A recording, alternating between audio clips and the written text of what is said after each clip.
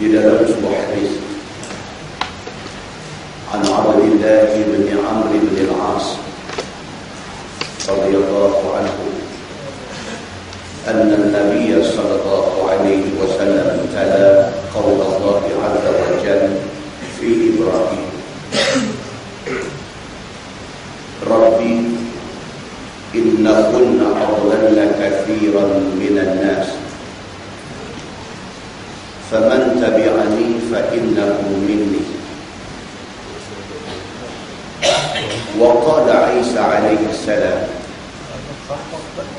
in tu'adzibhum fa innahum 'ibaduk wa in taghfir lahum fa innaka antal 'azizul hakim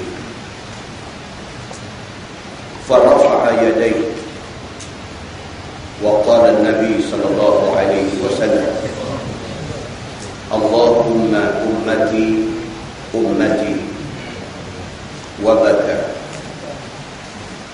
فقال الله عز وجل يا جبريل اذهب إلى محمد وربك أعلم فسأله ما يبكيك فأتاه جبريل عليه السلام فسأله فأخبره رسول الله صلى الله عليه وسلم بما قال وهو أعلم فقال الله يا جبريل اذهب إلى محمد فقل إنا سنرضيك في أمتك ولا نسوء أو كما قال hadis riwayat Imam At-Tirmidzi daripada Abdullah bin Amr bin al-As radhiyallahu anhu kata dia Nabi sallallahu alaihi wasallam membaca sepotong ayat daripada surah Ibrahim. Firman Allah Rabbi innakunna adlalna katsiran minan nas faman tabi'ani fa innahu minni. Firman Allah Subhanahu wa ta'ala, wahai Tuhanku, sesungguhnya berhala itu telah menyesatkan sebahagian besar daripada manusia. Faman tabi'ani fa innahu minni. Siapa ikut aku, maka sesungguhnya mereka daripada kalangan aku. Kemudian Nabi SAW baca pula sepotong ayat daripada surah Al-Ma'idah ayat 118. Firman Allah, in tu'adzibhum fa innahum 'ibaduk wa in taghfir lahum fa innaka antal 'azizul hakim. Jika sekiranya engkau azab mereka, mereka tetap hamba engkau. Dan jika sekiranya engkau ampunkan mereka, sesungguhnya engkau adalah Tuhan yang maha perkasa lagi maha bijaksana. Tuan-tuan muslimin dan muslimah yang dirahmati Allah sekalian, dalam hadis ni Abdullah bin Amr bin al-As dia cerita tentang Nabi SAW yang satu hari Nabi baca 2 potong ayat di depan sahabat-sahabat dia. Ayat yang pertama, ayat 36 surah Ibrahim. Dalam ayat itu Nabi Ibrahim AS dia merintih kepada Allah. Nabi Ibrahim kata, wahai Tuhanku, berhala tokong ini telah menjadi punca sesat sebahagian daripada umat. Tentang kita kena ingat Nabi Ibrahim AS bapak dia nama Azar. Bapak dia bukan saja sembah tokoh, bapak dia kerja buat tokoh. Jadi Nabi Ibrahim AS dia terluka sangat hati dia dengan tokoh ni. Sebab tokoh ni bukan sahaja disembah oleh umat dia, tetapi tokoh ni juga disembah oleh pak dia. Bahkan pak dia kerja buat tokoh 2 ekor. Merintih Nabi Ibrahim kepada Allah Subhanahu wa ta'ala. Dia kata, Rabbi, wahai Tuhanku, innahunna, sesungguhnya tokoh-tokoh ni, berhala-berhala ni, ablanna kathiran minan nas, telah menyebabkan ramai manusia jadi sesat. Faman tabi'ani fa innahu minni, siapa ikut aku, maka sesungguhnya mereka dari kalangan aku. Nabi Muhammad pun balik rintihan Nabi Ibrahim ni, baca di depan sahabat-sahabat dia. Kemudian Nabi SAW pun lagi sepotong ayat 118 surah Al-Ma'idah, rintihan Nabi Allah Isa AS pula. Nabi Isa pula merintih pada Tuhan, kata dia, in tu'adzibhum fa innahum ibaduk. Nabi Isa kata, ya Allah, kalau sekiranya lah engkau nak azab juga umat aku yang bantah ni, yang ikut tokong ni, yang tak mau ikut aku ni, kalau engkau nak azab juga mereka ni, mereka engkau. Mereka tak boleh buat. Allah suruh mereka ikut Nabi Isa, mereka tak ikut Nabi Isa, mereka sembah tokong. Mereka buat salah akan kena azab. Nabi Isa sayang dekat umat dia. Dia kata dekat Allah, dia kata, ya Allah, kalau dah umat aku ni nak diazab oleh engkau, terpulang kepada engkau. Mereka hamba engkau, mereka tak boleh buat. Wa in taghfir lahum, tapi kalau sekiranya engkau pilih untuk bagi ampun pada mereka, fa innaka antal azizul hakim, engkau Tuhan yang maha perkasa dan maha bijaksana. Dan kita tak asal sangat ayat ni. Kuliah kita di Taman Krian kemarin dulu, ambil kuliah masa makan dari satu sahabat kita dalam buku. Dia Hindu masuk Islam, cukup bagus orangnya lagi. Lepas habis makan, dia bisik ke saya, dia kata, Ustaz, saya ada muskil nak tanya. Tangkap sebab apa? Saya kata, pasal apa? Mak saya baru mati sebulan lepas. Dia kata, dia mati di hidup. Dia nak cerita tu ketak mulut. Saya tak sampai hati tengok dia kena bakar. Kalau kita baca ayat ni dalam konteks kita orang Melayu, beranak mai jadi orang Islam ni, tak masalah. Tapi kalau orang yang duduk pada kedudukan kawan kita ni, ayat ni kacau dia. Dia tanya saya, dia kata, Ustaz, apa yang saya boleh doa ke mak saya ni? Kita kata dia dah mati, tak boleh doa apa. Saya kata, kalau sedih, Nabi Muhammad pun sedih. Nabi Muhammad pun Allah Subhanahu Wa Taala bagi ke dia macam ni kes juga. Nabi Muhammad SAW pun Allah bagi kat dia macam ni juga kes dia. Nabi Muhammad pun mak dia tidak mati sebagai orang Islam. Nabi Muhammad minta kepada Allah, dia nak pergi doa dekat mak dia, Allah tak bagi. Kalau doa tu doa minta ampun, kalau mati kafir tak berhak dapat ampun. Banyak orang yang kena macam ni. Maka ayat yang Nabi sebut ni, ayat ni bagi orang-orang yang macam tu cukup terasa. Maka Allah Subhanahu Wa Taala suruh Nabi cerita kat kita benda ni, macam mana Nabi Ibrahim rasa bila pak dia, pak seorang tu je. Kalau baik pun baik, kalau tak baik pun tak baik, itulah pak dia. Kalau Islam pun Islam, kalau kafir pun kafir, pak dia, pak dia. Macam itulah mak dia. Nabi Ibrahim AS, Allah bagi ke dia pak, bukan setakat sembah tokong, kerja buat tokong, jual tokong. Dia minta kepada Allah Subhanahu Wa Taala, ya Allah, ya Tuhanku, dia kata tolonglah. Dia kata tokong ni memang buat bagi jahanam ramai orang. Dia kata, siapa yang ikut aku, dia pergolongan aku, tapi hak tak ikut nu ramai. Nabi Isa AS minta, ya Allah, ya Tuhanku, ni umat aku, kalau sekiranya mereka ni tidak ikut aku, mereka mati dalam keadaan kafir, kalau sekiranya engkau nak azab mereka, mereka tak boleh buat apa, mereka hamba. Hamba tak boleh lawan Tuhan. Tapi engkau ampun mereka, engkau Tuhan maha perkasa, maha bijaksana. Nabi bila sebut, Nabi quote dua ayat ni, ayat 36 surah Ibrahim, ayat 118 surah Al-Ma'idah. Nabi sebut ayat ni kerana merujuk kepada umat Nabi sendiri yang sebahagian besar tak beriman bila Nabi ajak mereka beriman kepada Allah Subhanahu wa ta'ala. Lepas Nabi baca dua ayat ni, kata hadis ni, dia kata farafa'a yadayhi, Nabi angkat dua tangan dia, wa qalat, dan Nabi kata Allahumma ummati ummati.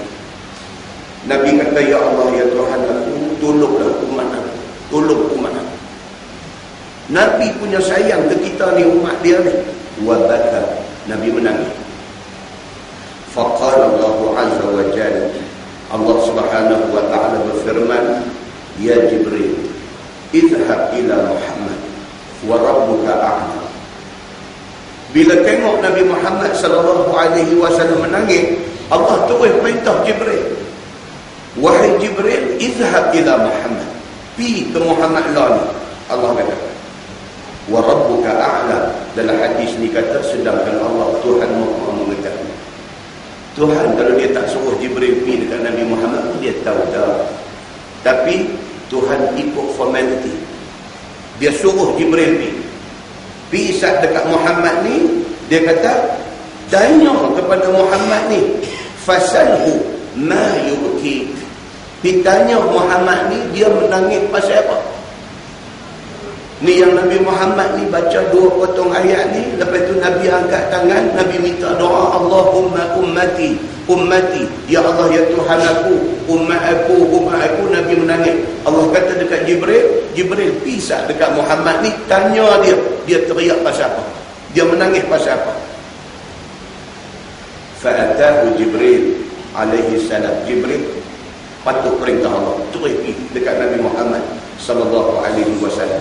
Fasa'alahu, Jibril tanya Nabi, fa'akhbarahu Rasulullah sallallahu alaihi wasallam bima qala wa huwa a'lam. Maka Jibril alaihi salam pergi kepada Nabi, dia tanya Nabi, wahai Muhammad, Allah suruh aku tanya kamu, pasal apa kamu menangis? Maka Nabi sallallahu alaihi wasallam pun cerita kepada Jibril, aku menangis kerana aku ingat umat aku. Punya ramai ada hidup zaman aku ni, tak ikut aku sikit aja, ramai tak mau. Ni ada ramai daripada kalangan Quraisy ni, yang ada di Mekah ni, macam ni punya ramai, sikit aja yang ikut, majoriti tak ikut. Nabi kata, aku kesian ke mereka ni, mereka tak ikut aku tak cedera apa. Mereka tak ikut aku, Allah tak cedera apa. Tapi mereka tak ikut aku, mereka tak ikut Allah, mereka susah esok ni, aku kesian ke mereka. Cerita kepada Jibril alaihi salam ni. Jibril alaihi salam pun balik menghadap Allah Subhanahu wa ta'ala, bagi tahu kepada Allah, ya Allah, aku dah tanya Muhammad bagi tahu, dia menangis sebab ni, sebab dia kesian ke umat dia ramai tak mau ikut seruan dia. Faqala Allah berfirman kepada Jibril, ya Jibril, izhab ila Muhammad. Allah kata, wahai Jibril, pergi lagi sekali dekat Muhammad. Faqul, kata Muhammad ni, inna sanurdika fi ummatik wala nasu'uk. Dia bagi tahu dekat Nabi Muhammad sallallahu alaihi wasallam ni, sesungguhnya kami berjanji, kami akan bagi kamu senang terhadap umat kamu. Allah bagi satu garanti kepada Nabi sallallahu alaihi wasallam, wahai Muhammad, inna sanurdika fi ummatik. Wahai Muhammad, aku janji, aku akan bagi engkau senang hati dengan umat engkau. Wala nasu'uk, aku berjanji, aku tidak akan buat engkau Muhammad sedih kerana umatmu. Muslimin dan muslimat yang dirahmati Allah, maksud hadis ni apa dia? Allah Subhanahu wa ta'ala janji ke Nabi Muhammad, dia nak bagi mudah kepada kita umat Nabi Muhammad, nak bagi mudah. Maka syariat yang Allah turunkan kepada Nabi Muhammad sallallahu alaihi wasallam untuk jadi ikutan kita ni adalah syariat yang mudah, syariat yang senang diikuti. Bahkan Allah Allah Subhanahu wa ta'ala bagi satu kelapangan kepada kita umat Nabi Muhammad ni, tak macam umat Nabi lain. Sikit buat baik, pahalanya besar. Allah nak mudahkan kita umat Nabi Muhammad ni, Allah nak bagi kemudahan. Allah nak bagi kita ni mudah masuk syurga. Pasal apa? Pasal itu janji Allah dengan Nabi Muhammad sallallahu alaihi wasallam. Macam tu punya Allah bagi mudah, umat Nabi Muhammad bantah. Dalam sebuah hadis lain riwayat daripada Abi Hurairah radhiyallahu anhu, kata dia, anna Rasulullah sallallahu alaihi wasallam qala likulli nabiyyin da'watun yad'uha fa uridu an akhtabi'a da'wati syafa'atan li ummati yawm al-qiyamah. Daripada Abi Hurairah radhiyallahu anhu, kata dia, Nabi sallallahu alaihi wasallam bersabda, Nabi kata, likulli nabiyyin da'watun yad'uha. Nabi kata bagi setiap Nabi yang Allah lantik mereka jadi Nabi ni, ada doa yang mereka boleh minta pada Allah. Ada doa yang mereka minta, Allah akan makbul. Tiap-tiap Nabi ni ada dia punya keistimewaan dia. Di antara istimewa dia apa? Ada benda yang Allah bagi dekat Nabi-Nabi ni, kalau dia minta, Allah approve, Allah luluskan. Fa'uridu an akhtabi'a da'wati. Nabi Muhammad kata, doa yang mustajab tu, yang Allah nak bagi kat aku, yang kalau aku minta Tuhan tentu bagi ni, Nabi Muhammad kata, aku reserve doa syafa'atan li ummati yaumal qiyamah. Hari kiamat esok, waktu manusia susah esok, waktu umat aku susah esok, waktu tu baru aku nak guna doa ni, selamatkan umat aku. Tuan-tuan, Nabi Muhammad sampai macam tu dengan kita. Sayang dia dekat kita sampai macam tu sekali. Di dalam sebuah hadis riwayat daripada Abi Hurairah radhiyallahu anhu, kata dia, anna Rasulullah sallallahu alaihi wasallam qala yata'aqabuna fikum malaikatun bil-lail wa malaikatun bin-nahar wa yajtami'una fi salatil 'asr wa salatil fajr. ثم يعرج الذين باتوا فيكم فيسألهم وهو أعلم بكم فيقول كيف تركتم عبادي فيقولون تركناهم وهم يصلون وأتيناهم وهم يصلون. Daripada Abi Hurairah radhiyallahu anhu, kata dia, Nabi sallallahu alaihi wasallam bersabda, Nabi kata, yata'aqabuna fikum malaikatun bil-lail wa malaikatun bin-nahar. Nabi kata, di tengah-tengah hampa semua ada malaikat siang dan ada malaikat malam yang silih berganti duduk jaga. Nabi Muhammad beritahu, Nabi kata tiap-tiap orang daripada kita ni ada dua malaikat. Satu shift malam, satu shift siang. Dua malaikat ni akan jaga kita 24 jam, every single second mereka ada dengan kita. Dia tukar shift dua kali. Wa yajtami'una fi salatil 'asr wa salatil fajr. Time mereka tukar shift, Nabi kata, ialah ketika salat asar dan ketika salat subuh. Ini time malaikat tukar shift. Summa ya'ruju alladhina batu fikum fayas'aluhum. Nabi SAW kata, apabila malaikat yang bertugas itu tamat shift dia, maka malaikat malam naik menghadap Allah Subhanahu wa ta'ala. Fayas'aluhum, Allah tanya malaikat. Malaikat jaga malam ni, subuh dia naik. Bila dia naik di sisi Allah Subhanahu wa ta'ala, fayas'aluhum, Allah tanya dia, wa huwa a'lam wa huwa a'lamu bikum. Sedangkan Allah tahu. Dia kata, kalau Allah tak tanya pun Allah tahu, tapi Allah patuh kepada formality. Tuhan ni tuan-tuan, dia nak berlaku adil kat kita. Kalau dia tak letak raqib atid pun tak, Allah boleh jaga kita. Dia tak perlu kepada raqib dan atid. Allah tak perlu kepada malaikat maut untuk tarik nyawa orang. Allah tidak perlu kepada malaikat Israfil untuk nak turun, nak panggil hujan turun. Tak perlu. Allah boleh buat semua benda ni, tapi Allah lantik malaikat-malaikat untuk buat kerja. Supaya apa? Ketika kita dibicarakan di mahsyar esok, malaikat akan tampil sebagai saksi. Supaya hamba-hamba dia, manusia ni tidak rasa dia dianiaya oleh Allah. Supaya apabila kita didakwa di mahsyar esok, ada saksi yang akan mempertahankan dakwaan ini. Allah buat benda ni sedangkan Allah tak perlu kepada benda. Itu sebab dia sebut dalam hadis yang kita baca banyak kali ini, apa dia? Dia kata wa huwa a'lamu bikum. Allah tahu. Kalau Allah tidak letak malaikat, Allah tidak suruh malaikat tanya pun Allah tahu. Bila naik malaikat shift malam ni, naik menghadap Allah pada waktu subuh, Allah tanya dia, wa huwa a'lamu bikum. Sedangkan Allah tahu, tapi Allah tanya malaikat. Fayaqul, kata Allah Subhanahu wa taala kepada malaikat yang bertugas malam, kaifa taraktum ibadi. Tuhan tanya dia, waktu kamu tinggalkan hamba aku pagi tadi, apa daripada buat?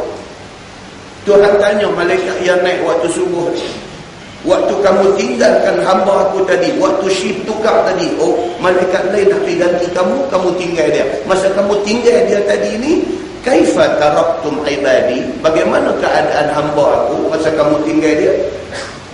Fayaqulun, maka jawab malaikat ni semua, taraknahum wa hum yusallun. Malaikat kata masa kami tinggal tadi depa tengah sembahyang. Cantik. Malaikat tukar shift naik tu dia tinggal kita tengah sembahyang subuh. Malaikat tukar shift dari masa dia naik tu dia tinggal kita tengah sembahyang asar. Malaikat naik itu kita tengah semayang, dia pergi report dekat Tuhan, kata dia tinggal kita dalam keadaan wa hum yusallun, aku tinggal depa tengah semayang. Wa atainahum wa hum yusallun, dan demikianlah saat lagi aku masuk balik shift asar tadi untuk nak jaga malam, aku masuk depa tengah semayang. Aku tinggal depa subuh, depa semayang, aku mai ambil balik shift aku asar, depa semayang. Itu laporan yang dibuat oleh malaikat kepada Allah Subhanahu wa taala. Maka selamatlah orang yang reportnya begitu kepada Allah Subhanahu wa taala. Ada cerita seperti ini dalam tajuk kita nak baca nanti tentang ini dalam Baharul Majid jilid 3. Kita nak baca ni lagi beberapa bulan, mungkin dalam 2-3 bulan panjang umur kita. Dia akan main satu tajuk cerita tentang awal-awal benda dihisab ialah sembahyang. Akan main tajuk. Dia akan main tajuk hadis cerita kata perkara pertama Tuhan nak tanya. Dia tak tanya hal lain dulu, dia tanya Allah sekali apa dia? Sembahyang yang cukup ke?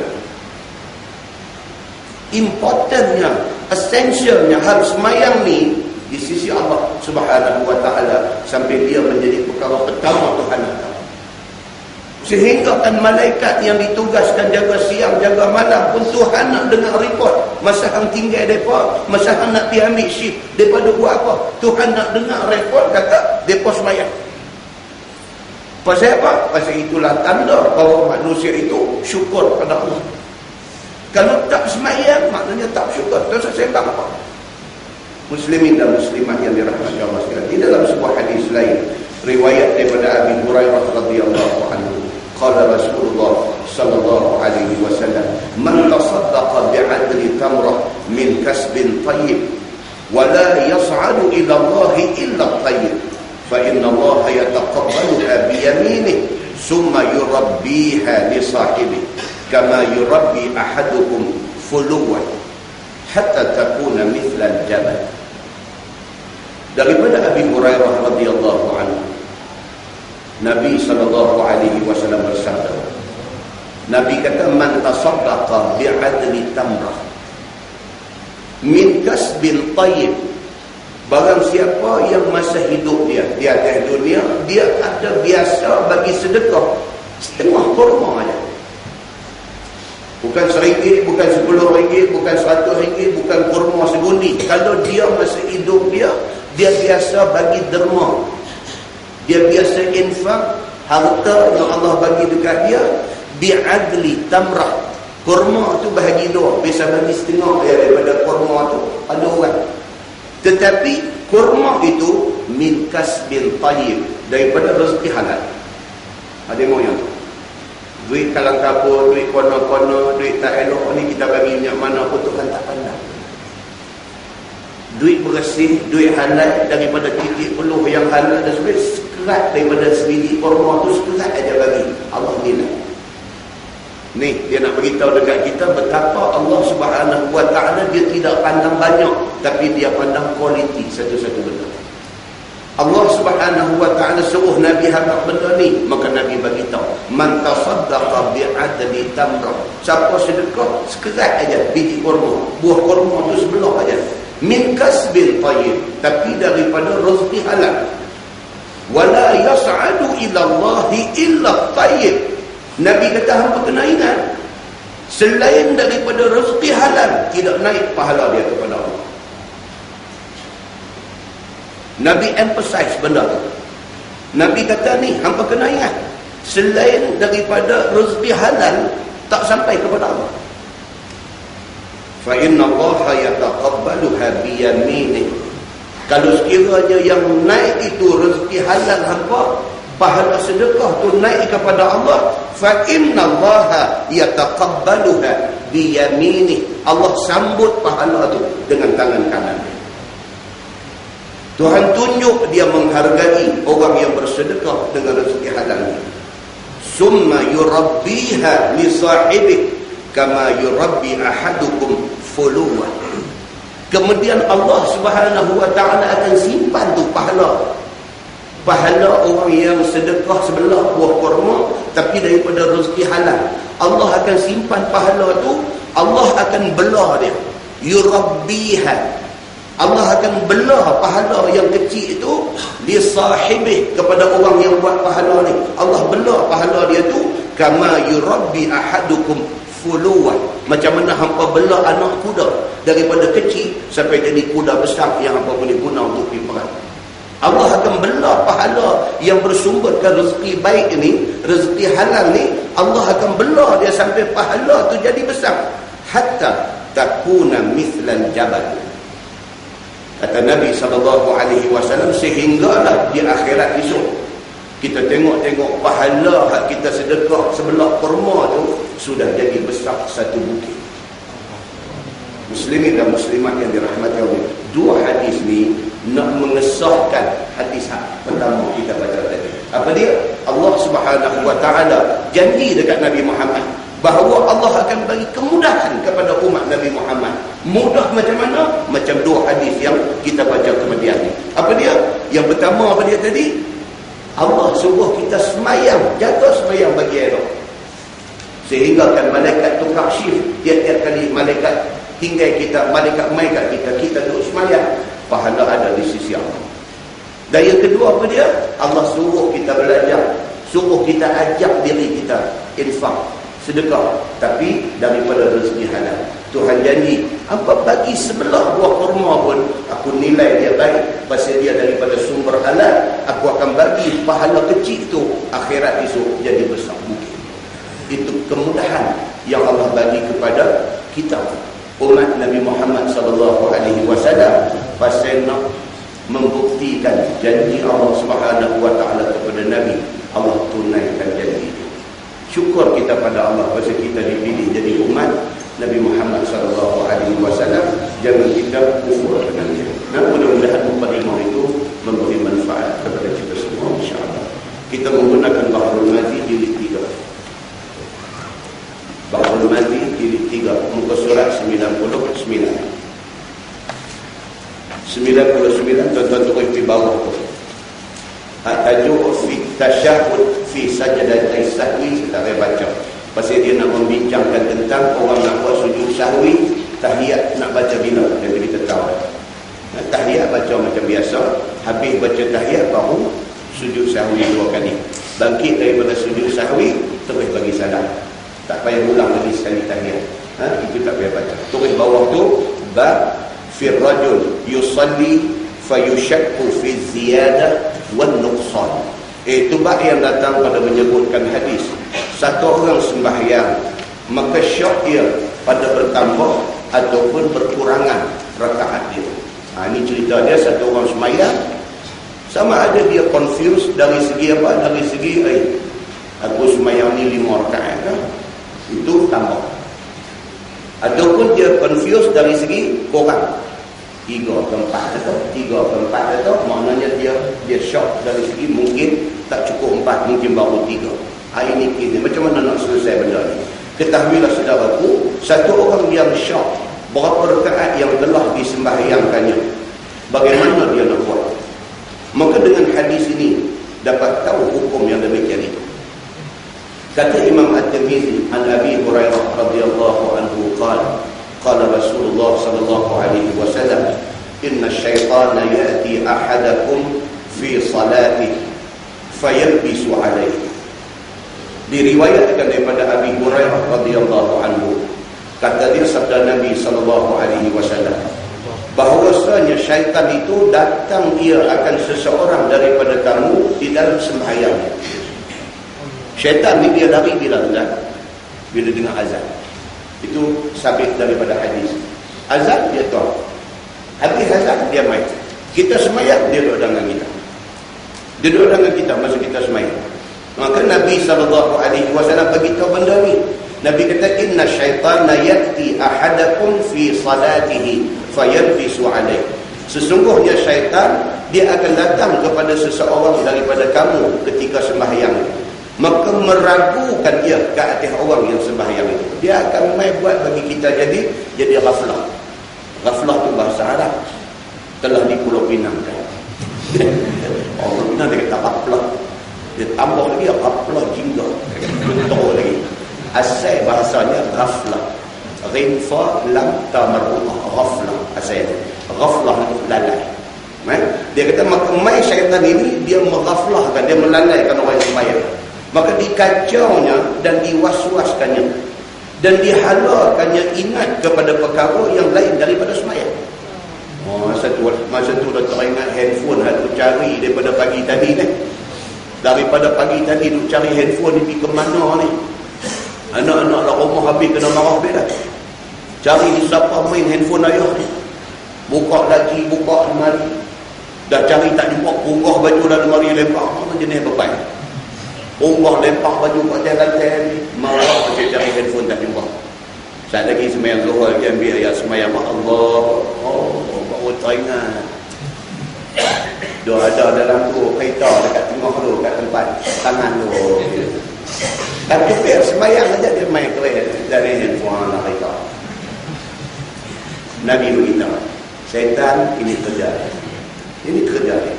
Hatta, dia kata, hatta la yadri kam salat.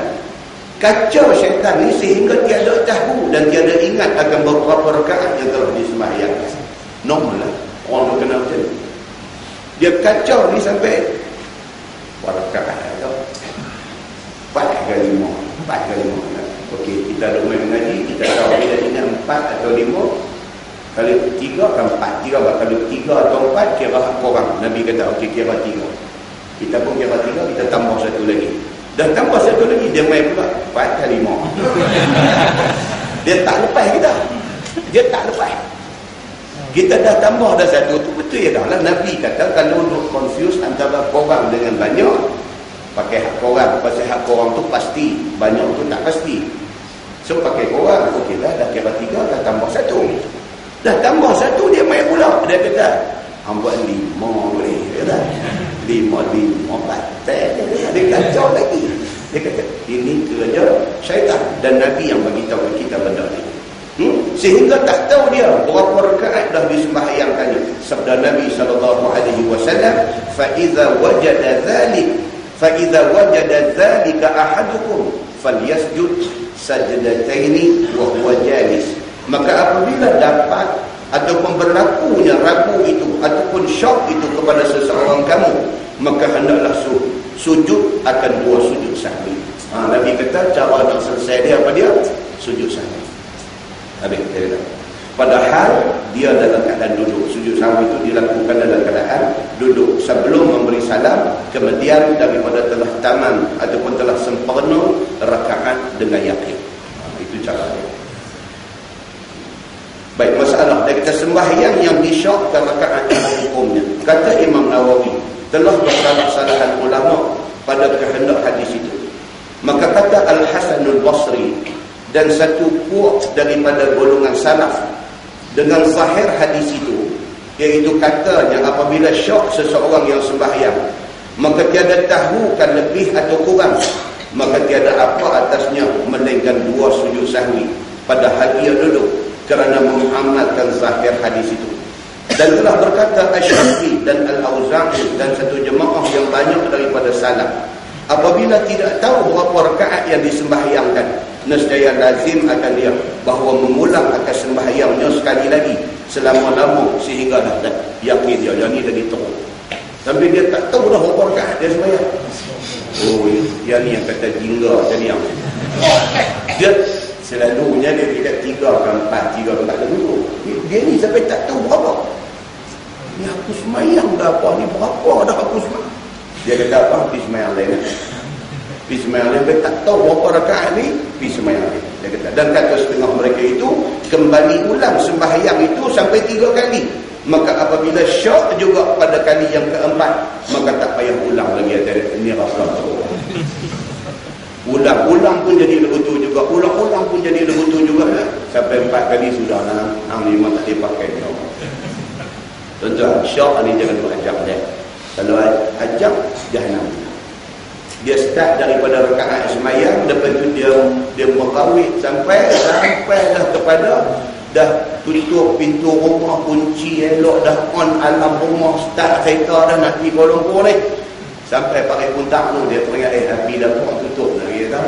Dia main sampai tahap kalau kita layan dia. Sampai pakai puntak tu. Dia tanya, orang mana salon dia jadi macam ni? Dan dia tanya lagi kan. Dia kata, ayah tutup dah api dapur. Kita kata dia lah kerja tutup api dapur. Apa tu tanya aku pula. Dia kata tadi dah okey tak apa. Dia kata tadi masa nak keluar piram dah tengok dapur api tutup. Dia tanya kita dulu. Tak serapa kita. Kita nak pergi Kuala Lumpur ni dah pakai puncak tadi. Dia kata tutup kot. Dia buat dulu tu. Tutup kot. Dia kata kot dah lagi dia meletup rumah berapa kan.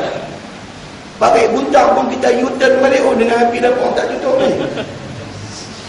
Kita U-turn balik tekan minyak sampai berdiri nak kereta ni. Takut terbakar semua. Sampai memang masuk tengok tak ada apa pun, ayam pun dia tak jerang pun, dia kata punca apa tuan-tuan? Punca daripada dia layan was-was dalam sembahyang. Nampak tak? Setan ni sembahyang lain daripada sembahyang pun dia diheret kita pergi sekali. Tuan-tuan tahu ada orang mandi wajib pun dia akan tahu. Dia mandi wajib. Dia mandi wajib apa semua sah darah elok dah, apa sembahyang apa semua dah. Dia main lagi was-was. Tadi pasal celah jari kaki basuh dah tahu. Dia main. Celah jari kaki tadi pasal terlupa nak tunjuk. Mayang tak sah kalau tak kena mayang. Semayang dah semayang dah apa pergi kerja apa semua elok dah tu. Dia petah balik main ni tak mandi wajib. Ada macam tu. Ni hak pergi Mekah ni, pergi Mekah baru balik haji pun sahabat juga. Dah balik main ni fikir. Dia masa melontar Jamratul Aqabah tu berasa masuk dah tu dalam kubur dia. Dia fikir dia gitu. Ya Allah, hang dah balik selamat. Ayam Zam-Zam tu kawan dia ketam habis dah. Dia duk teringat ni batu orang tu masa melontar hak pagi 10 tu, hak 11, 12, 13 tu rasa okey lah. Ni hak pagi 10 tu pasal ada masa nak lepak tu satu Arab main rupuh dia. Pasal tak masuk ni. Dia mula was-was. Kalau dia layan, Jahannam semua.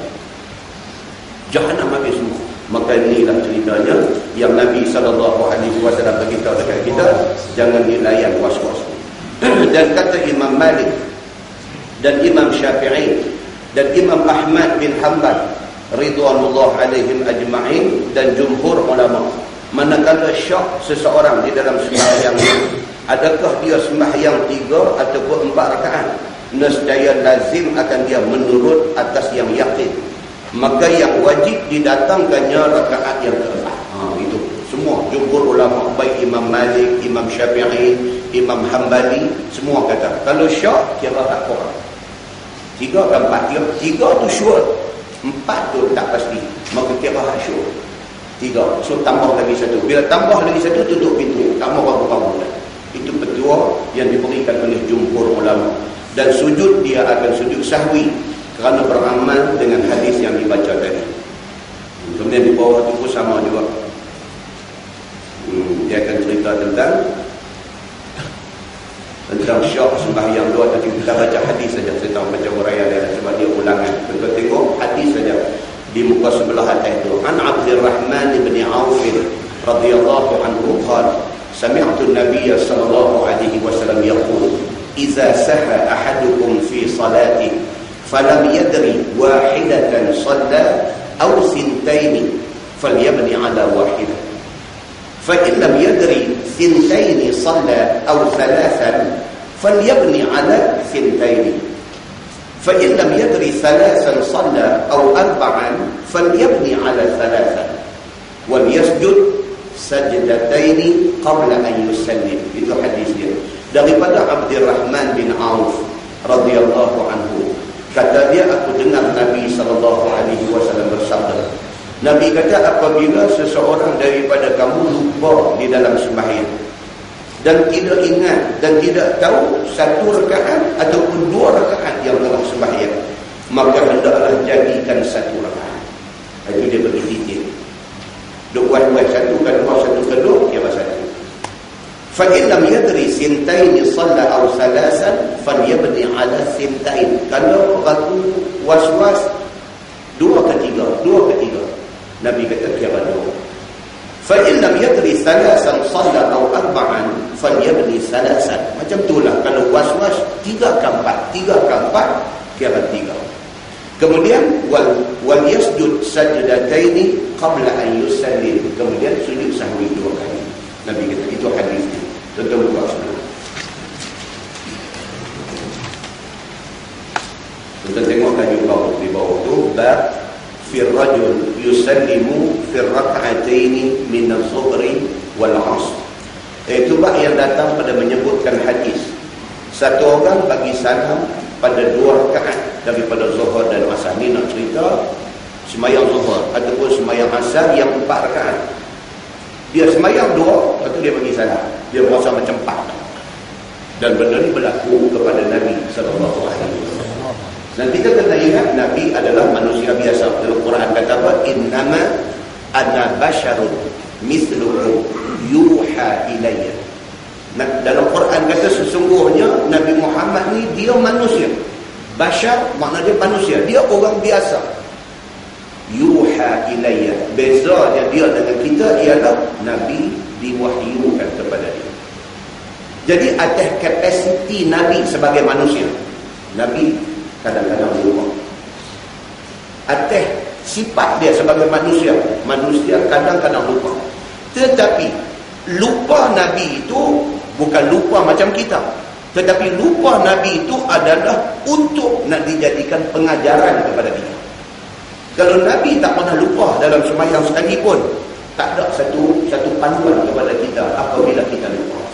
Maka lupa Nabi itu ditakdirkan Allah untuk Nabi lupa, nak jadikan satu pengajaran kepada kita. Ini kena clear.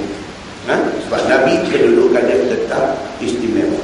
Baik, kata dia bab yang datang pada menyebutkan hadis, satu orang bagi salam sedangkan dia baru sembahyang 2 rakaat bagi sembahyang zuhur dan asar. Wahai saudaraku, dalam hadis dikeluarkan oleh Imam At-Tirmizi ini ada beberapa ilmu yang boleh kita dapat daripadanya. Hadis dia an Abi Hurairah radhiyallahu anhu anna an-nabiy sallallahu alaihi wasallam insarafa min athnatayn. Maksudnya diriwayatkan daripada Abi Hurairah radhiyallahu anhu. Dan Abu Hurairah ni tuan-tuan, dia masuk Islam tahun 9 Hijrah, dia masuk Islam. Dia bukan muhajirin yang masuk Islam di Mekah ikut Nabi hijrah, no. Dia orang Madinah. Dan dia ni masuk Islam selepas Nabi dah hijrah dah berapa tahun baru dia masuk Islam. Tapi kemudiannya Abu Hurairah muncul sebagai di antara sahabat yang cukup banyak meriwayatkan hadis daripada Nabi sallallahu alaihi wasallam. Macam kita dah. Kita ni beranak-beranak main ni orang bang di telinga kita. 7 hari orang buat tahnik ke mulut kita dan sebagainya. Kita ni Islam apa? Keturunan Islam. Duduk kutu sampai mati duduk kutu. Ni kawan hak baru masuk Islam, umur 35, umur 40 masuk Islam ni, potong kita menyeri. Entah. Ustaz Usiri tu masuk Islam dah dewasa dah. Umur belasan tahun baru masuk Islam. Hari ni tuan-tuan, lari kita kalau nak cakap agama ni. Lari kita. Banyak contoh kalau kita nak tunjuk dalam Malaysia ni saja pun sudah cukup. Banyak dah. Ridwan T ni semua masuk Islam zaman dia. Hari ni dia boleh bercakap tentang Islam dan tentang konsep dalam Islam. Dia boleh bercakap dan daripada cakap dia kita faham, dia clear tentang benda tu. Kita belum kelabu lagi tentang benda tu. Dia pula boleh terang kat kita baru kita faham. Pasal apa tuan-tuan jadi dulu? Pasal kita take for granted. Kita duk kira kita Islam lama dah. Duk keras kepala dengan kita ni Islam lama dah. Kita tak gelut nak belajar. Duk mudah kita bagi kita Islam kita terima tu. Hak kita mengaji daripada darjah 1 tu kita mengaji agama sampai tingkatan 5 ambil SPM, kita belajar agama, itu agama kita. Lepas tu kita pergi universiti tak jumpa dah. Pengajian Islam, pendidikan Islam tak jumpa dah. Lepas tu keluar universiti kita kerja, kita pun tak ada masa nak pergi masjid, nak pergi surau, nak pergi nak mengaji. Sekurang-kurangnya nak peringat balik apa yang kita dah mengaji. Ataupun sebaik-baiknya nak tambah lagi. Banyak lagi yang kita tak tahu. Kita tak terpanggil untuk nak pergi mengaji. Pasal apa? Pasal kita duk rasa kita orang Islam. Kita rasa macam kita dah cover dah semua knowledge tentang Islam. Maka akhirnya kita jadi macam tu lah. Sampai mati kita tak tahu apa situ lah. Misal lagi kalau kita baca lagi ni tajuk-tajuk yang akan datang ni, kita akan jumpa banyak lagi benda yang kita tak tahu rupa-rupanya. Nah, muslimin dan muslimat yang dirahmati Allah sekalian. Bahawasanya Nabi SAW berpaling ia daripada 2 rakaat sembahyang zuhur ataupun asar. Yang ni ditinggalkan dia tempat sembahyang. Kemudian daripada bagi salam, sembahyang yang kurang 2 rakaat. Pergi Nabi berdiri kepada sebatang kayu hala kiblat masjid di negeri Madinah itu. Dan meletak ia akan 2 tangannya pada kayu itu. Ini jadi ke Nabi. Nabi sembahyang zuhur ataupun dalam satu riwayat kata sembahyang asar. Sembahyang zuhur baik, asar baik 4 rakaat. Nabi jadi imam. Tapi Nabi sembahyang 2 rakaat, Nabi bagi salam. Jadi ada belakang ni Sayyidina Abu Bakar, Sayyidina Umar, Sayyidina Osman, semua sahabat-sahabat besar ada di belakang ni. Bila Nabi bagi salam, Assalamualaikum warahmatullahi wabarakatuh, Assalamualaikum, mereka ni jadi satu persoalan yang timbul dalam kepala Nabi, takkan Nabi lupa. Itu satu. Yang kedua, kod wahyu baru turun. Wahyu baru cancel. Zuhur ataupun asar ni daripada 4 jadi 2. Mana nak tahu pasal Nabi yang jadi imam. Mungkin masa sembahyang dari Jibril mai abang Muhammad 2 orang. Mana nak tahu. Yang ketiga, di kalangan sahabat-sahabat besar ni Abu Bakar, Umar, Osman, mereka nak tegur tak terbit di mulut. Pasal apa? Pasal hebat Nabi tu menyebabkan tak terbit teguran di mulut mereka. Respect mereka kepada Nabi tu sampai tak boleh nak tegur. Macam kita anak dengan mak buat kita. Kita nampak macam tak kena, tapi nak kata macam mana mak kita, nak kata macam mana ayah kita, nak kata tu dia duk keluk dekat kami, dia tak boleh nak keluar. Pasal apa? Respect kita ke dia. Pasal dia mak kita, pasal dia ayah kita. Maka ni jadi pada Nabi SAW. Dia sembahyang zuhur ataupun satu riwayat kata sembahyang asar, Nabi bagi salam 2 rakaat, Nabi bagi salam, Nabi terus bangkit, Nabi letak tangan dekat satu pokok yang ada di depan tu. Baik, dia kata dah meletak Nabi 2 tangannya pada pokok kayu itu. Dan kata satu riwayat Nabi keluar dan balik ke rumah dia. Ada 2 riwayat. Satu riwayat kata Nabi sembahyang yang 4 rakaat, tiba-tiba Nabi buat 2 je, Nabi bagi salam, terus bangkit pergi rumah dia. Dan Nabi bangkit terus pergi rumahnya itulah dekat makam dia lari. Masjid itulah dekat Raudhah lari. Jadi Nabi bangkit pergi sebelah tu je, masuklah rumah dia.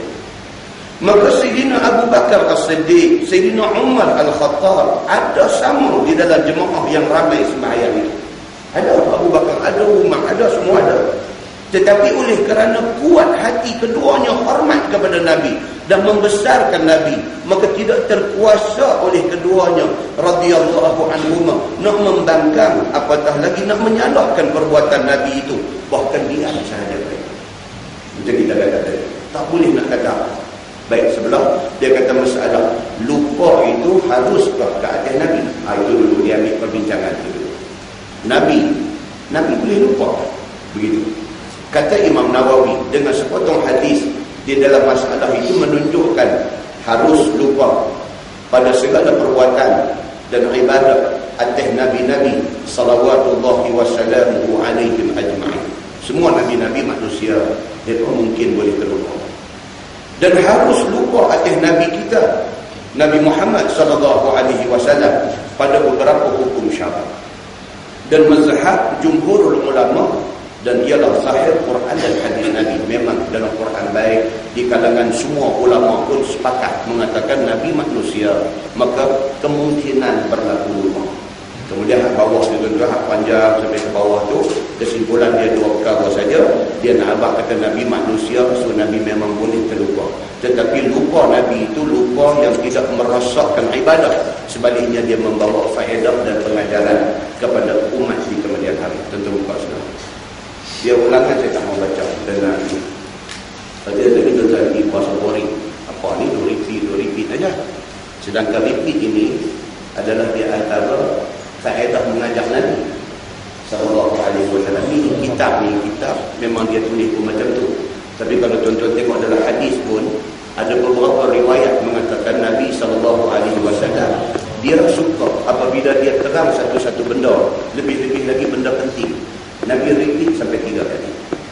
Dia terang, sekali lagi dia repeat, sekali lagi dia repeat. Repeat itu tidak bermakna Nabi kurang knowledge. Tetapi repeat itu menunjuk kata benda yang Nabi repeat itu penting. Dan itu menjadi teknik mengajar Nabi sallallahu alaihi wasallam.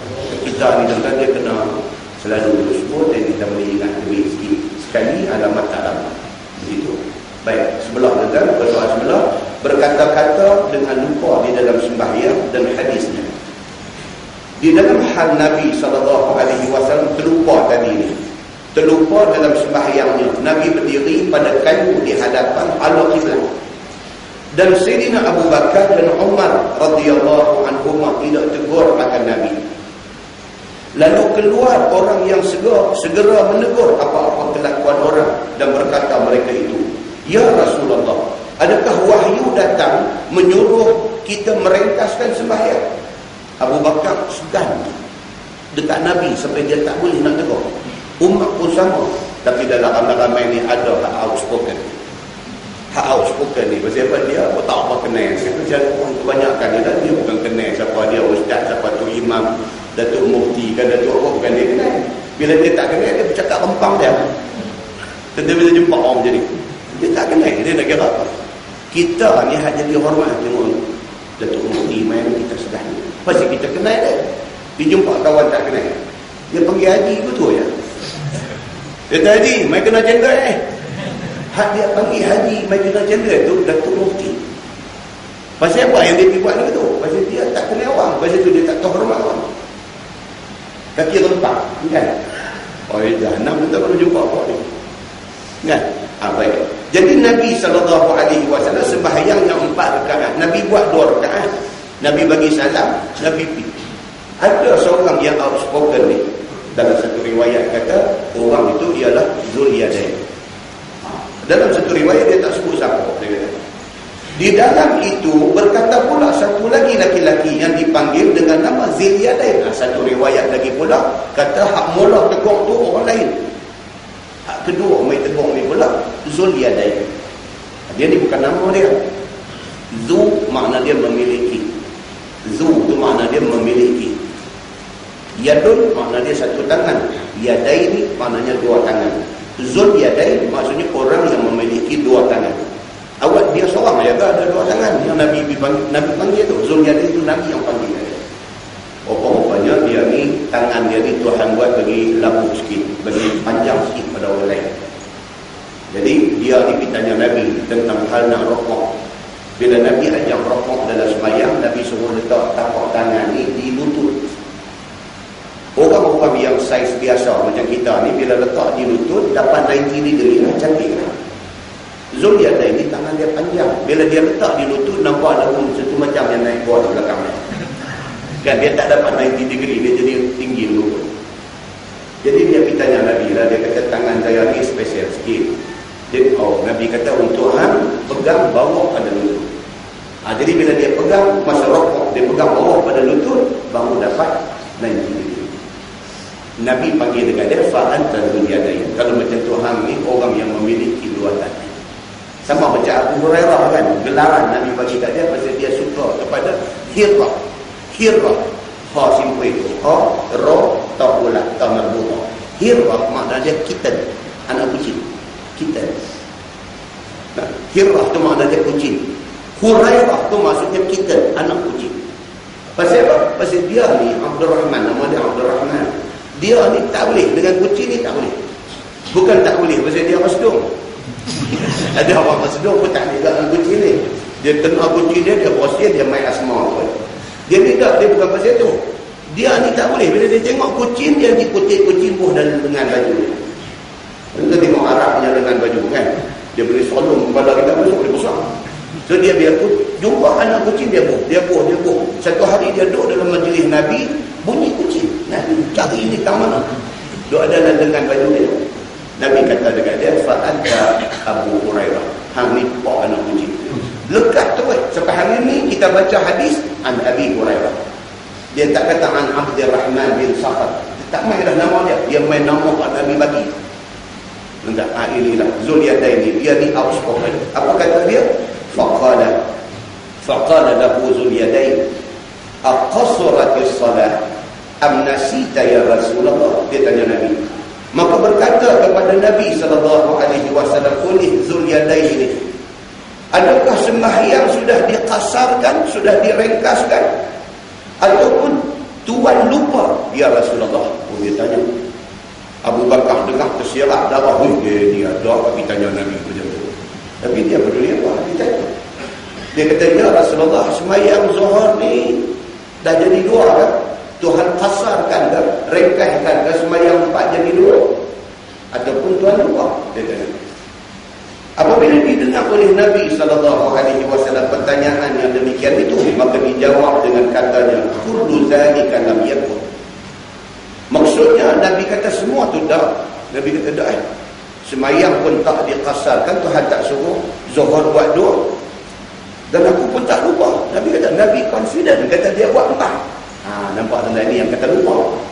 Yang ni yang kata lupa. Bila lupa ni, dia yakin kata dia buat betul. Tapi sebenarnya dah. Nabi kata, dua-dua tu kullu dzalika lam yakun. Dua-dua tu tak.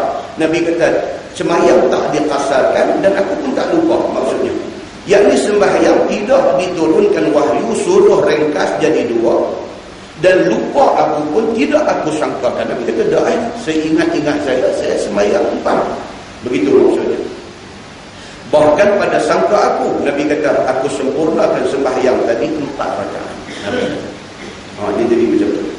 Maka jadilah nafi Nabi akan tidak turun wahyu suruh ringkas sembahyang itu nafi waqi'. Namanya ini bahasa tentu dengar sudah.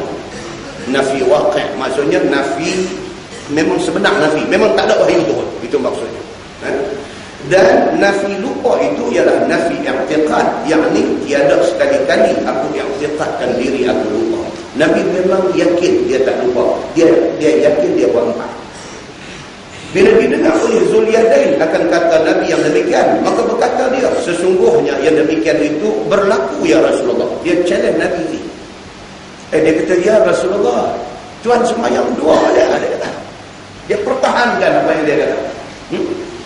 Apabila didengar oleh Nabi SAW pertanyaan Zulyadain itu, lalu berhadap dia kepada semua yang hadir dan berpaling dia ke kanan dan ke kiri. Bila Zulyadain itu kata Nabi buat 2 rakaat, Nabi balik ke orang lain. Abu Bakar ada, Umar ada, ramai tu ada ni. Nabi balik ke orang lain. Faqala Rasulullah sallallahu alaihi wasallam, as-sadaqa Zulyadain. Nabi balik tu Nabi tanya. Nabi kata, adakah benar apa yang dikatakan oleh Zulyadain itu? Itu kata Nabi. Dia tak ada masalah. Dia bukan nak menegakkan benang basah. Kalau dah betul salah, salah. Tak ada masalah bagi Nabi. Nabi beralih dekat awal lain. Nabi tanya, as-sadaqah Zulyadain?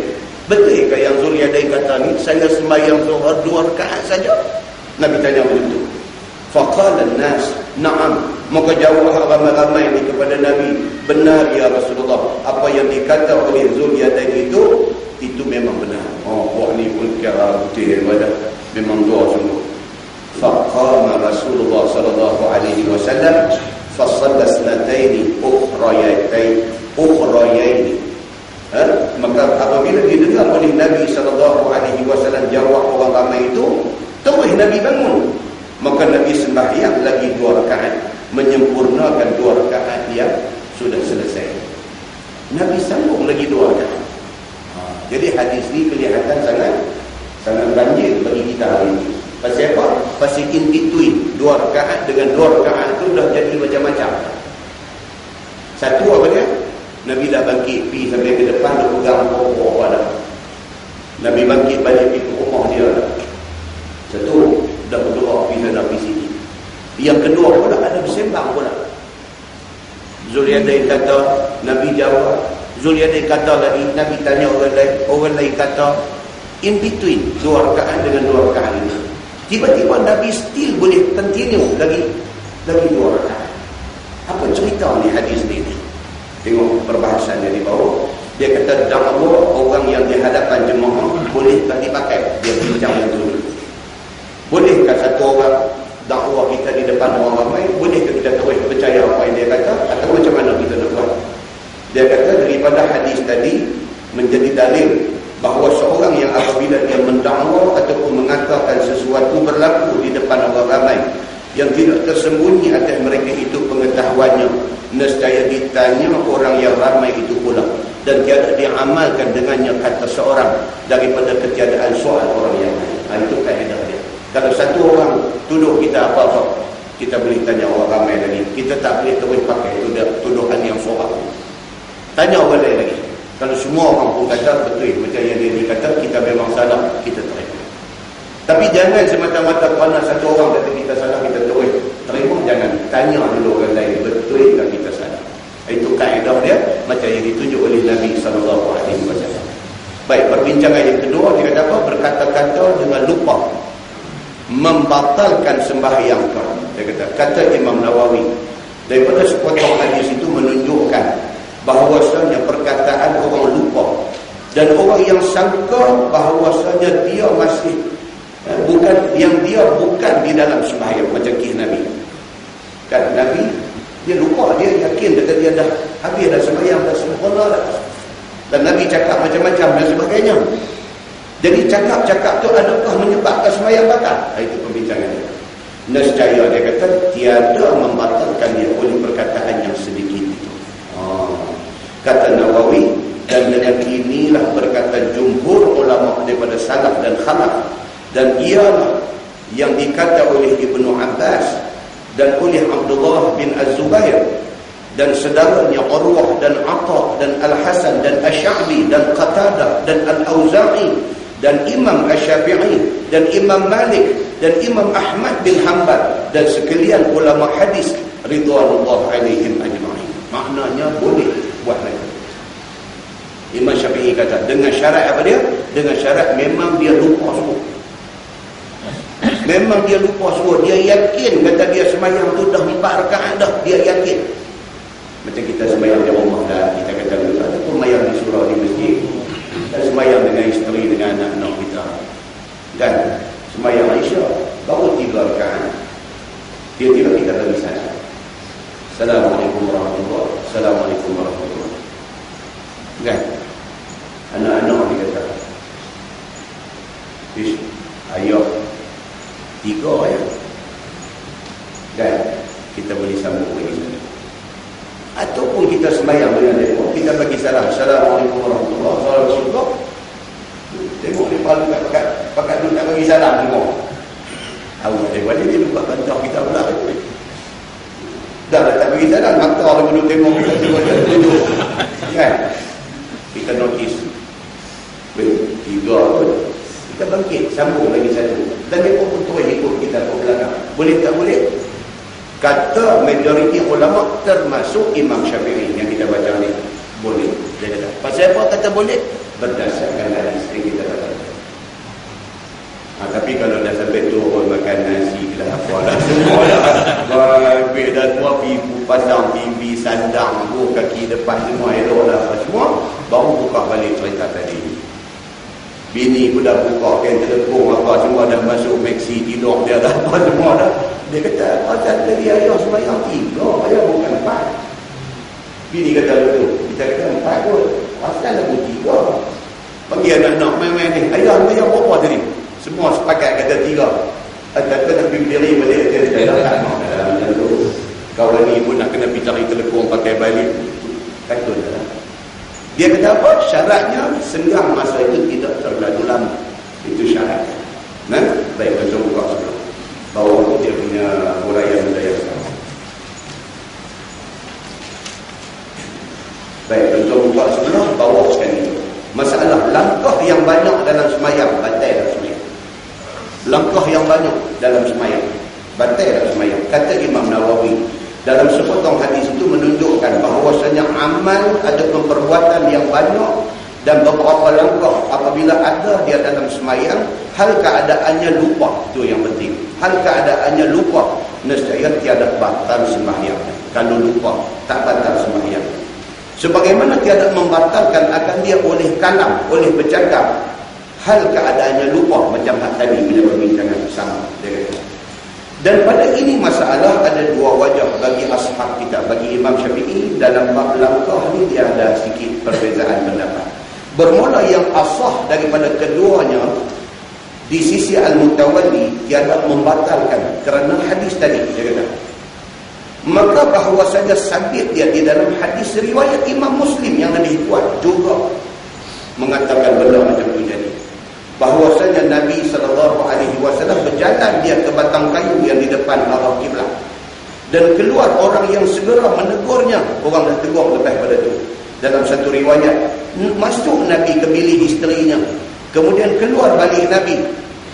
Dan didirikan atas baki rakaat yang belum cukup. Dalam riwayat Muslim yang lebih kuat pun kata macam tu. Dan bermula wajah yang kedua. Dan ialah yang masyhur dalam mazhab Syafi'i. Ini Imam Syafi'i punya pendapat yang kedua. Dia kata apa?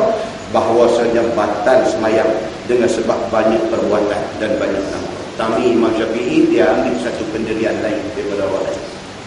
Cakap tak boleh dia, tapi kalau semayang, kalau langkah banyak, dia macam ni dia tak boleh.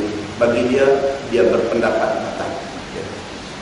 Pasal apa tuan-tuan? Pasal Imam Syafi'i memang dari segi metod mazhab dia. Kalau tuan-tuan belajar dari segi metodologi mazhab ni, mazhab 4 ni, Imam Syafi'i adalah satu-satunya imam mazhab yang agak rigid di dalam nak memutuskan hukum fiqh. Dia ketat sikit. Dia tak mudah memberi kelonggaran dalam banyak hal. Itu sebab Imam Syafi'i kalau kita pergi Mekah buat haji, buat umrah, berotok laki-laki perempuan dia bakal dia kata bakal kan mazhab lain semua longgar. Imam Syafi'i dia kata bakal kan? Jadi bagi kita di alam kita ni Malaysia yang berpegang kepada pendapat Imam Syafi'i susah dia. Bila main musim haji kan, orang yang pergi haji hari 10 ni, geng-geng yang ketegak yang bantau tabung haji ni kan, tabung haji tak pergi balik ke Mekah.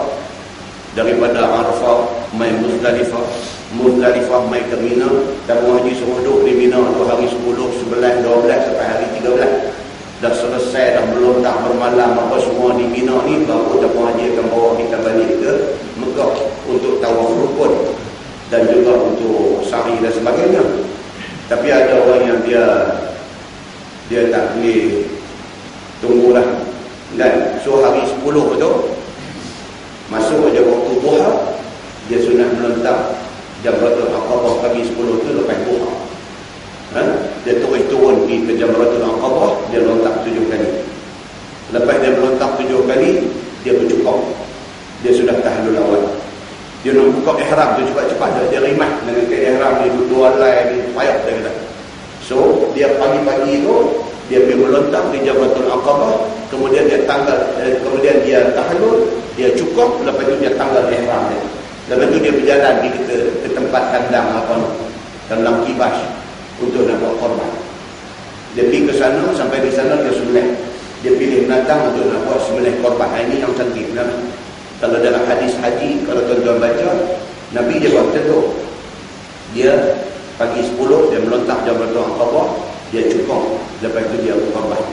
Ada sebahagian daripada sahabat tahu dia lain daripada Nabi. Dia melontar Jamratul Aqabah, dia tak cukup lagi, dia bismillah dulu. Bila bismillah dulu, dia balik main baru dia nak cukup. Tengok Nabi cukup dulu, baru Nabi bismillah. Dia, aku juga buat kembali. Dalam hadis, maka sahabat tanya Nabi, ya Rasulullah, kami sembelih dulu baru bercukup, macam mana? Nabi kata wala haraj. Nabi kata tak ada masalah. Antara begitu. Kan? Nabi kata wala haraj, tidak ada masalah. Okey ya.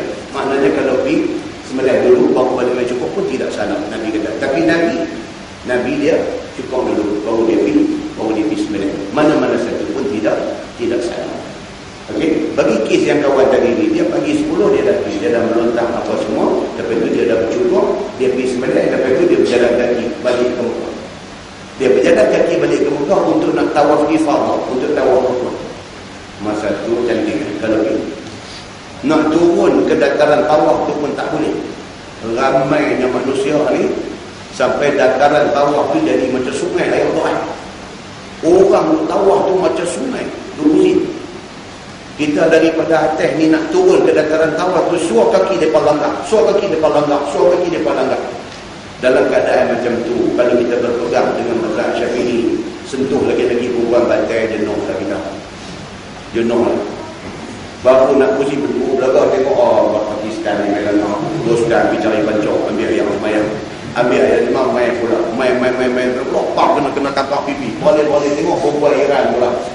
Dia ni apa yang perlu gawang kanan. Peluang pula dia ambil semayang. Ketiuk jari lebih boleh kan. Tunjuk kursi kan tak boleh nak buat terbaik suruh.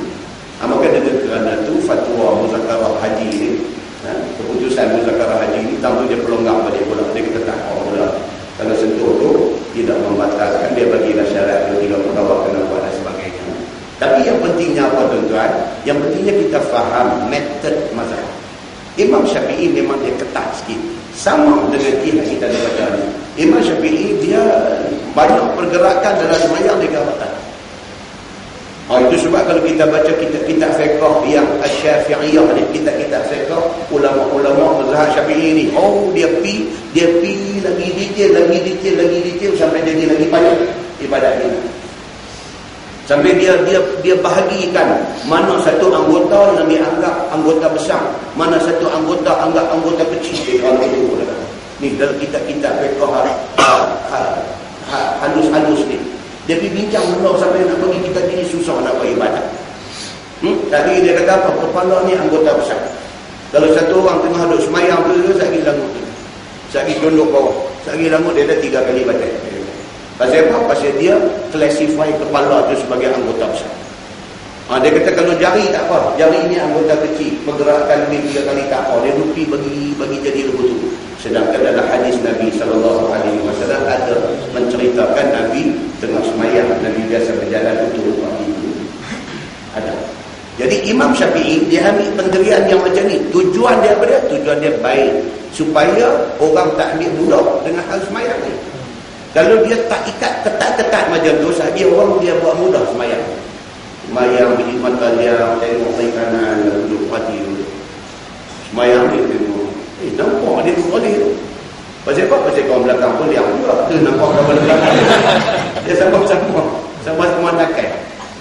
Kan ada depan ni. Dia semayang lagu jenis. Tengok. Balik dari kanan duduk makan ni. Dia tengok sekali. Dia tengok hujung kaki dia. Sekali dia tengok jam dia apa. Tak lagi. Terus balik ke kanan sikit, tengok tu, ni ujung jari dia dengan ujung jari bawah sebelah kenal dekat. Tak cantik lah. Tak cantik. Dan pasal apa? Pasal kita tengah menghadap Tuhan Rabbul Alamin. Tuhan semesta alam. Maka hormat kita kena jaga. Imam Syafi'i dalam waktu dia tetap.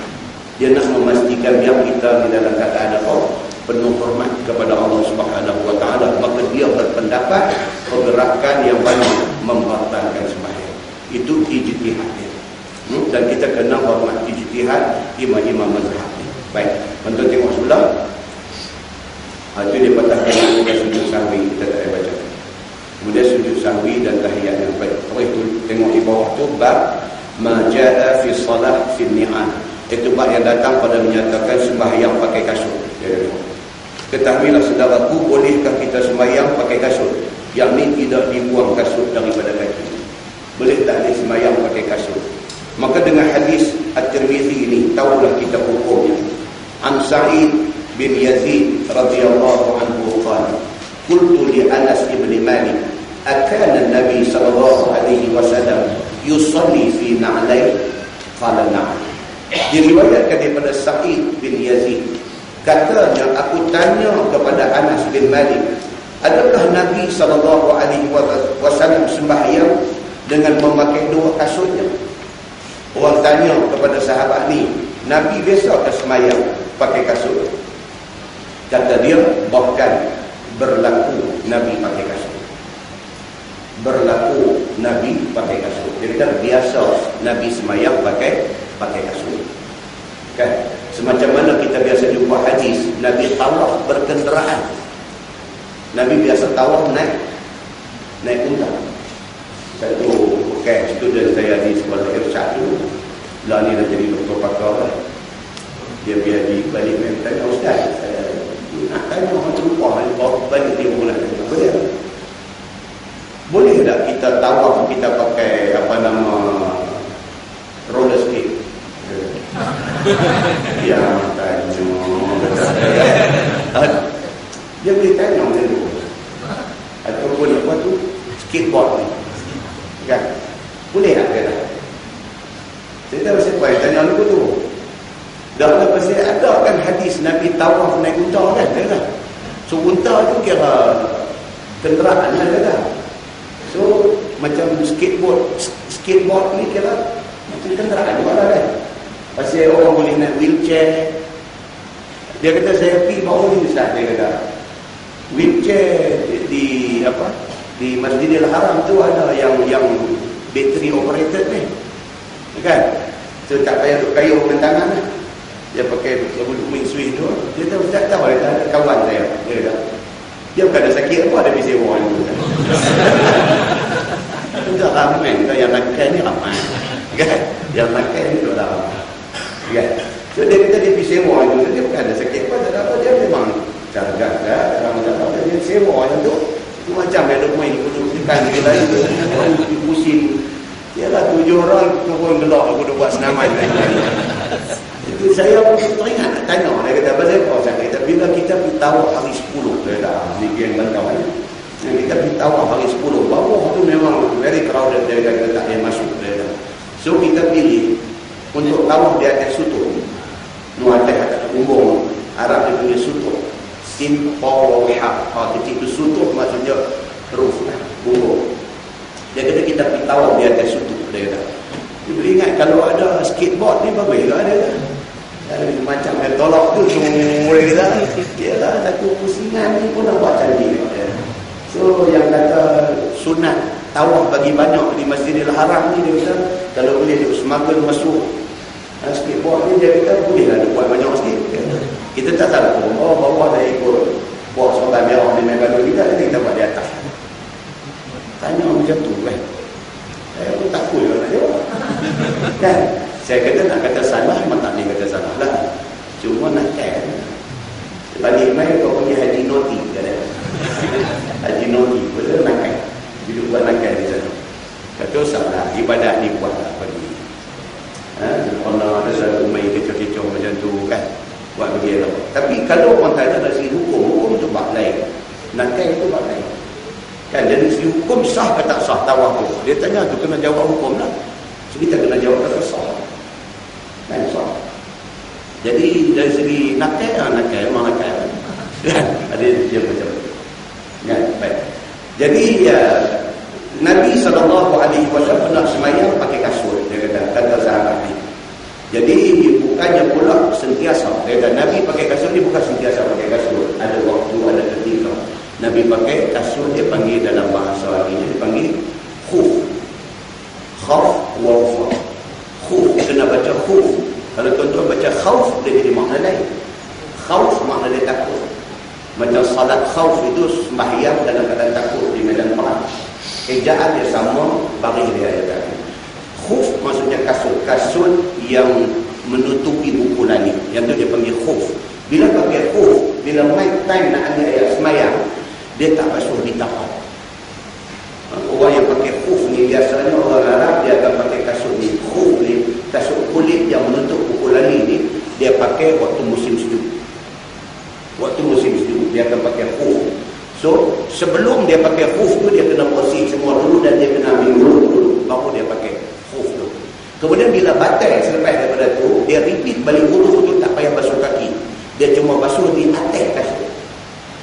Tak basuh di tapak, basuh di atas. Yang tu yang pelik, yang agama ni kadang-kadang tidak boleh di-explain dengan atas. Nabi suruh basuh atas, dia tak suruh basuh bawah. Itu apa nama hukum bagi orang yang memakai khuf. Dan pemakaian khuf ini, kasut yang bertutup tumit dan buku langit ini adalah kasut yang biasa dipakai oleh Nabi SAW.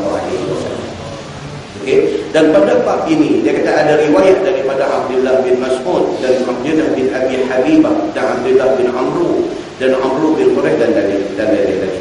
Baik, semayang berkasut itu apa hukumnya? Kata At-Tirmizi, bermula amal atas ini hadis di sisi ahlul ilmi. Kata Imam Nawawi di dalam syarah Muslim, pada hadis dalam masalah itu menunjukkan harus sembahyang pakai kasut selama tiada ditahqiqkan atas najis. Itu syarat. Selama mana jelas tidak ada najis di kasut itu, maka boleh pakai kasut.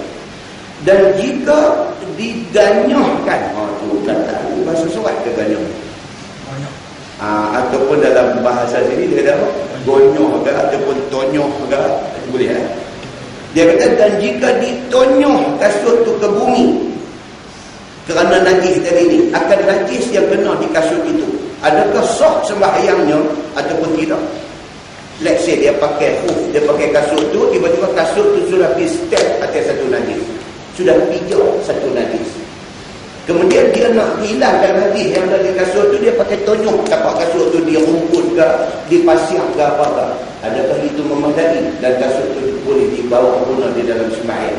Itu dia tadi kan? Kita pakai apa? TV, pandit ke, cenet ke, apa ke perkataan yang membawa maksud buang najis daripada kasut tu tanpa basuh. Sebab dalam apa nama Islam, dalam fiqh Islam, najis ubah dia apa dia?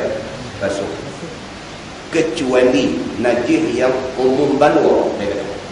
Umum balwa ni najis yang kita tak payah buat. Contoh apa? Jejak di surau. Tak payah.